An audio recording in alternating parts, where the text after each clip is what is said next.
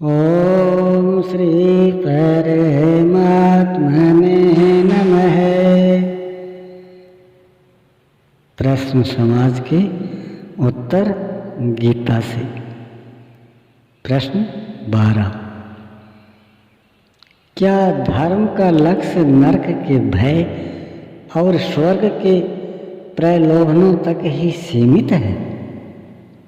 उत्तर, नरक का भय दिखाने की कौन जरूरत है? हर व्यक्ति नरक भोग रहा है। न चाहते हुए भी परिवार में एक लुंज लड़का पैदा हो जाता है।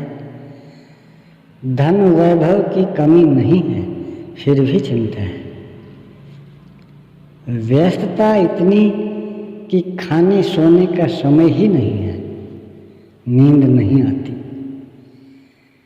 न चाहते हुए भी कैंसर हो गया, लड़के का एक्सीडेंट हो गया। न चाहते हुए भी पता नहीं कौन ब्लेम लग गया। आरोपों के घेरे में है सृष्टि। दुखालयम अशाश्वतम, संसार दुख का समुद्र है, अशाश्वत है, नश्वर है। अतः नरक का भय दिखाने की क्या आवश्यकता है? बच्चे माँ की गोद तक तो सुखी माने जा सकते हैं, किंतु जब से होश संभाला, समझ आई, तो दुख ही दुख है। अतः अलग से भय दिखाने का बहुत औचित्य नहीं है। सुखमय जीवन स्वर्ग और दुखमय जीवन नरक है। स्वर्ग और नरक संसार की ही दो सीमाएं हैं। मानस में है, कहि वेद इतिहास पुराना, विधि प्रपंच गुण अवगुण साना। दानव देव ऊंच अरु नीचु, अमीय सुजीवन माहुरु नीचु। सरग नरक अनुराग विराग, निगमागम गुण दोष विभागा। अर्थात यह स्वर्ग है, यह नरक है, देव है, दानव है, सुख दुख, पाप पुण्य, दिन रात, ये सभी विधाता के प्रपंच के नाम हैं। एक गुणों की नामावली है तो दूसरी दुर्गुणों की नामावली है, किंतु है सभी प्रपंच। स्वर्ग मिल भी गया तो उसका अंत दुखद होता है। सभी देवता अंत में च्युत होकर यहीं आए। क्षीणे पुण्ये मर्त्यलोकम विसंति।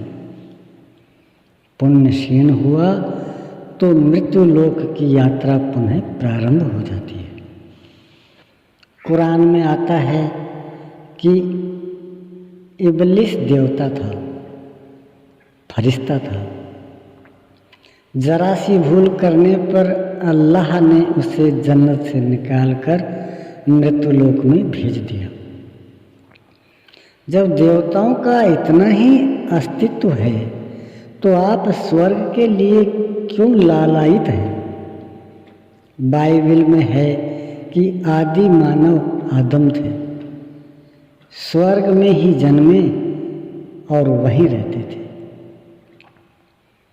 एक फल खा लिया तो ईश्वर ने कहा जाओ मृत्युलोक में। बड़ा कड़ा शासन है। रिस्टिकेशन तो पल भर में हो जाता है।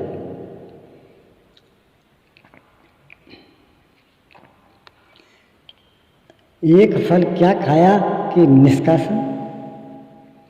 हमारे यहाँ खा लेता तो 10 हम उसे और बांध देते कि ले जाओ घर पर भी खा लेना। यह स्वर्ग नरक कुछ नहीं, संसार की ही व्यवस्थाएं हैं। इस संसार में जो शाश्वत सत्य है वह है एक परमात्मा। उसका दर्शन, स्पर्श और उसमें स्थिति मिलने से पूर्व जीव को कभी विश्राम नहीं है। दुखों से मुक्ति असंभव है।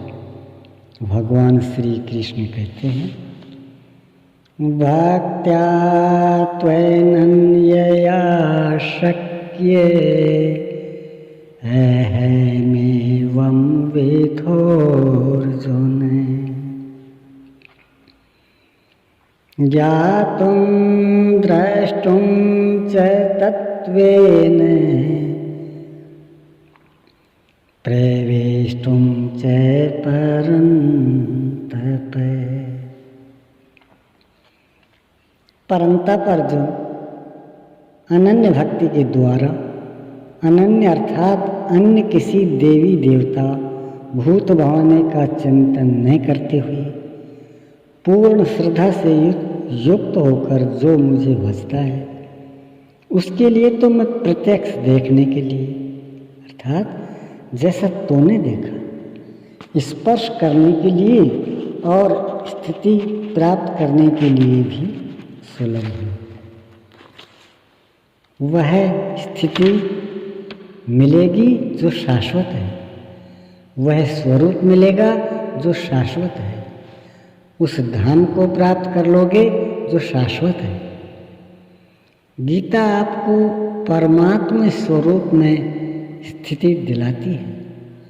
स्वर्ग का प्रलोभन और नरक का भय दिखाकर ही नहीं छोड़ देती। गीता आपको ऐसा जन्म देती है जिसके पीछे मृत्यु नहीं, ऐसी शांति देती है जिसके पीछे अशांति नहीं है। स्वर्ग और नरक संसार के दो ही छोर हैं।